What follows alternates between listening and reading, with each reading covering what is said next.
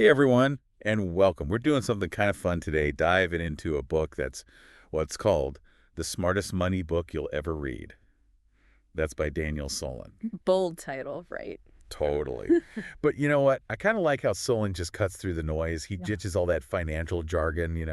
It's refreshing, actually. Gets right to the point. Exactly. So he wants us to make smarter money moves, Yeah. but, And he doesn't assume we're all starting from scratch, which I appreciate. right, like he gets that we're interested in this stuff. Exactly. But one of the things that really stood out to me right off the bat was how he tackles the psychological side of money. Oh, Little, absolutely. like our mindset, because yeah. it's not just about numbers, is it? No, not at all. He actually starts with this big statement, bad things happen to good people. And it's true, right?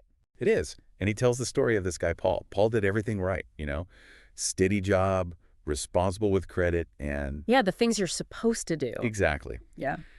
But he ends up losing his home. And it's a tough story, but it really highlights that this whole work hard and you'll be fine thing, it's not always the reality anymore, is it? No, it's not. It's like Solon saying, okay, the world's changed. We need to adapt. Yeah. And part of that, I think, is being aware of what he calls lifestyle creep. Oh, yeah. Lifestyle creep. We've all been there. Right. You get a raise, suddenly you need a nicer car, bigger house, and then you're not actually any better off. Stuck on that treadmill, running faster, but not really getting anywhere. And this is where I think it gets really interesting because he compares saving habits in different cultures. Like, he points out that Chinese households save a way bigger chunk of their income compared to American households. Makes you think, doesn't it? Like, what are we doing differently? Right. And that leads perfectly into this concept he talks about, and I love this. It's called marshmallows and money. The marshmallow test, right? It's brilliant because it's this really simple way to explain delayed gratification. Like, yeah, you could have that marshmallow right now. You could wait and get like a whole bag of marshmallows later. Exactly. And he connects this idea to compound interest, which is... What's the ultimate financial marshmallow factory? Seriously. It's like he's saying, small sacrifices now, marshmallow empire later. Okay, I like that. But, he doesn't just throw these big ideas at you. He breaks it down. Like with the compound interest. He gives this example, right? Putting away just $20 a week.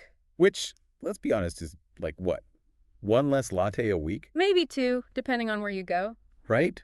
But over 30 years, that small change, that's like $100,000. It's incredible when you see the numbers like that. It's like magic, but it's also just math. And it shows the power of consistency, right? Absolutely. Even small amounts over time make a huge difference. It really does make you rethink those daily choices, doesn't it? Like, okay, maybe I don't need that second latte, but how do we actually make that happen? How do we, build those good financial habits? Well, so Solin talks about this idea of paying yourself first.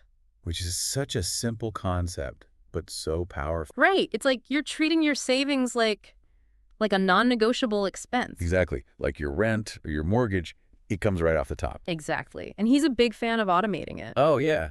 Set it and forget it. Exactly. Because, life gets busy, we forget.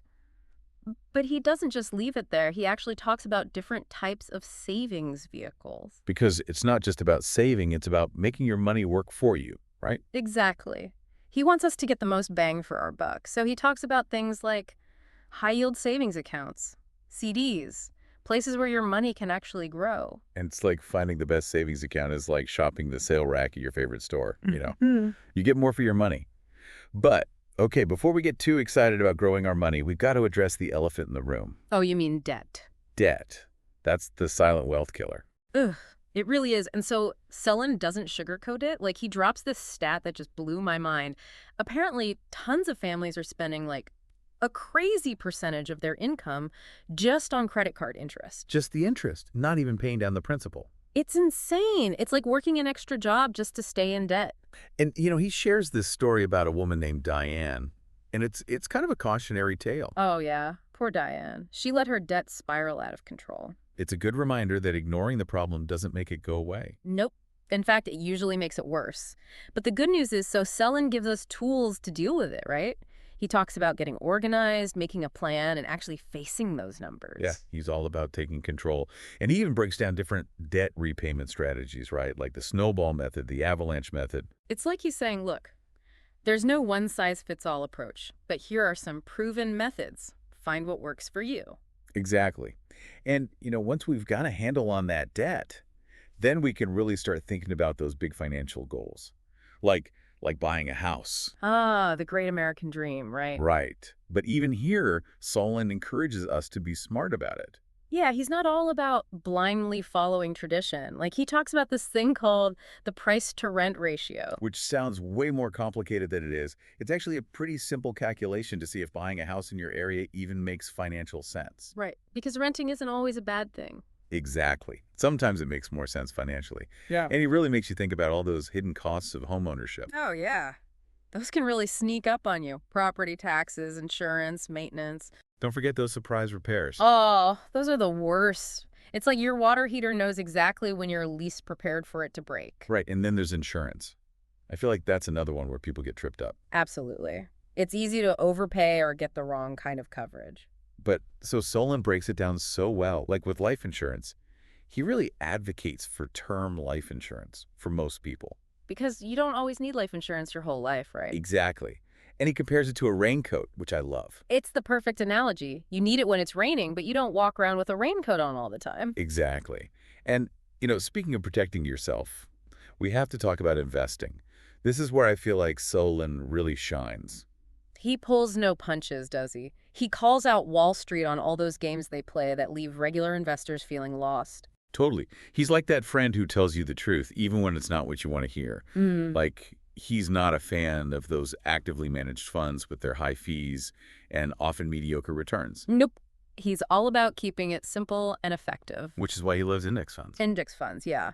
And I know they might not sound as exciting as, like, picking individual stocks. They don't have that same, gambling thrill, do they? Exactly. But Solin argues that for most people, index funds are the way to go. It's like, why try to beat the system when you can just join it, right? Exactly. And the beauty of index funds is they're designed to track a specific market index.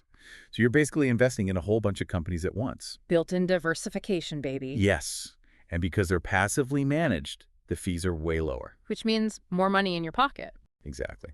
Okay, but before we get too excited about any investment, Solon wants us to understand this whole concept of risk versus return. Because every investment has some level of risk, right? It's about finding what you're comfortable with. Exactly. And that's where asset allocation comes in. Right. Not putting all your eggs in one basket. Exactly. Stocks, bonds, cash, maybe a little real estate, Yeah. spreading the love. But, it's not just about what you invest in. It's about having a plan for the long haul. And that includes, retirement, which I know can feel like a lifetime away. Yeah, it's easy to put it off. Out of sight, out of mind, right? Right. But Solon throws down some pretty sobering stats about how many people are woefully unprepared for retirement. It's a wake-up call for sure. It is. But then he goes on to explain, really break down things like 401k. Which, let's be honest, can feel super confusing. Totally.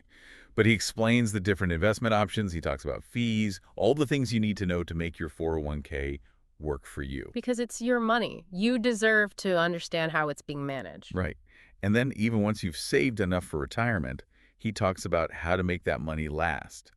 Because that's a whole other challenge, isn't it? It is. You don't want to outlive your savings. Exactly. So he talks about withdrawal rates and all these things to consider so you're not, eating cat food in your golden years. Exactly. Nobody wants that. And one last thing that really struck me was how much emphasis he puts on estate planning. Oh, yeah, that's important. And he doesn't just gloss over it. He talks about wills, trusts, all those things that, let's be honest, can feel a little intimidating. They can. But he breaks it down in a way that makes it feel manageable. And really emphasizes that it's not just for the wealthy. Right. It's about protecting yourself, your loved ones, making sure your wishes are carried out. Peace of mind. So there you have it. We've journeyed through the smartest money book you'll ever read, and I have to say, it lives up to the hype. It really does. Solin's like that wise friend who tells it like it is, but also gives you the tools and the confidence to make smart choices. Exactly.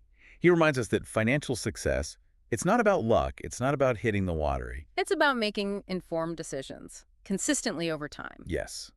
And it's about taking control of your financial future, one step at a time. One marshmallow at a time.